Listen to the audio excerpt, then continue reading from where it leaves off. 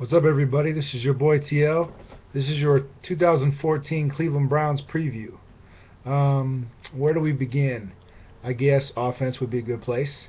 All right, so long story short, I feel very confident in the Browns this year, with the exception of receivers. But let's dig a little bit deeper, shall we? On offense, you basically have a good offensive line, in my opinion. Joe Thomas is the best left tackle in the game. Alex Mack is one of the best centers in the game. And we drafted a beast named Batonio, I believe. That looks like a monster, and he's at left guard. So that left side of the line is solid. So this could be kind of like, remember back when Steven Alexander used to, or Sean Alexander used to run to the left side for the Seahawks, and nobody could stop it because the left side of the line was beast mode. That could be kind of what we're doing this year. Hopefully, they're that dominant.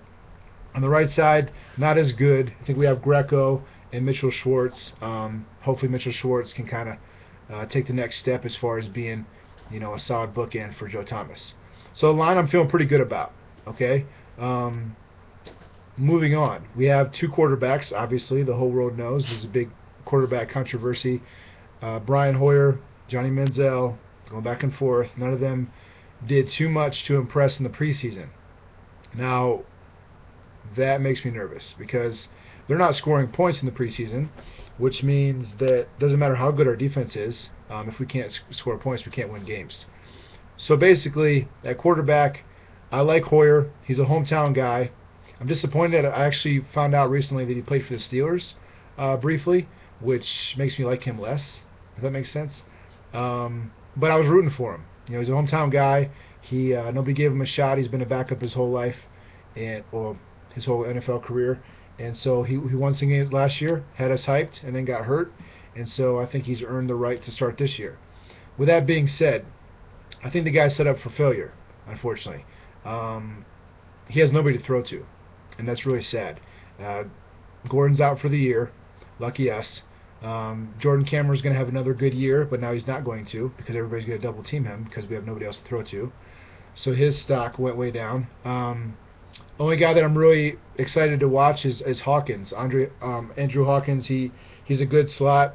They're saying he looks good in camp, and he should be a nice little player. But here's the problem, man. He's a nice slot, right? So not only do we not have a number 2 receiver, we don't have a number 1 receiver. Okay? Josh Gordon's obviously a number 1. He's gone for the year. There's nobody there. If you want to tell me Miles Austin, I'm going to laugh at you. Miles Austin hasn't been healthy in 2 or 3 years. His hamstring never gets right. He didn't look overly impressive in the preseason. So, you're guilty until proven innocent.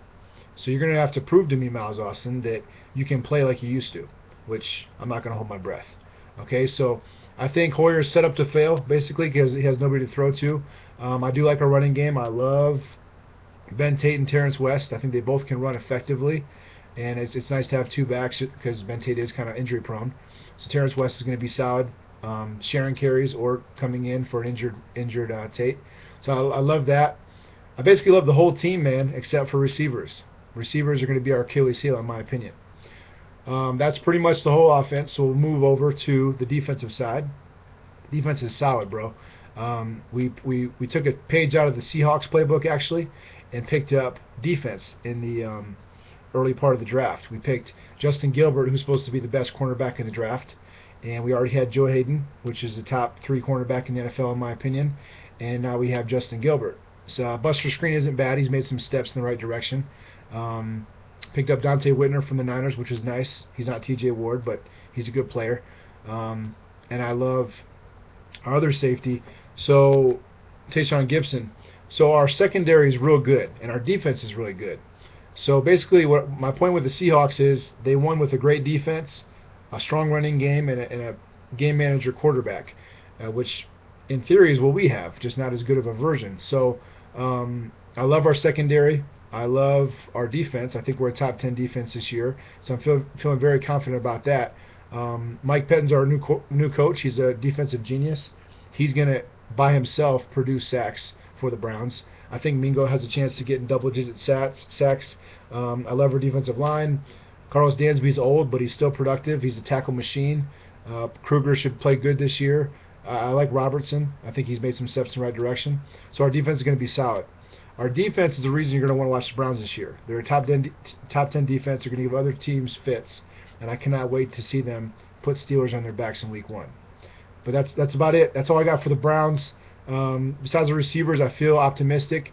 We'll know a lot just by seeing how we play the Steelers at Pittsburgh in Week 1. I can't wait. Is it Sunday yet?